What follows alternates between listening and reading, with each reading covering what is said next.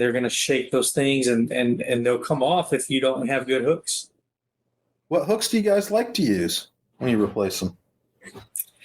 Well, there's a few that I actually, depending on the situation, but there's some Gamakatsus that I use that the finesse type of Gamakatsus, because of all the jerk baits, the Megabass is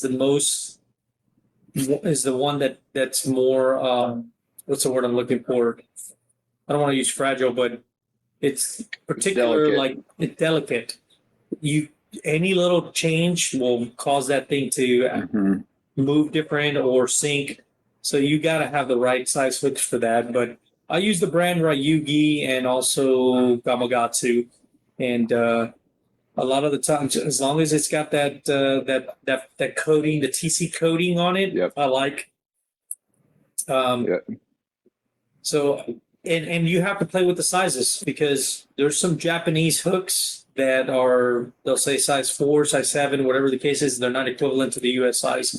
So you just have to kind of play with those and figure out, because any little change on those Megabass, it's going to cause it to sink.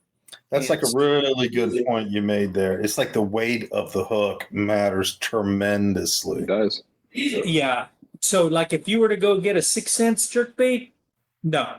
Or you get a Spro or something else, their buoyancy is so, like, you can change it and the density of the hook is not, it still won't make it sink. But Megabass, it's so fine tuned that any little change, it's going to change it completely.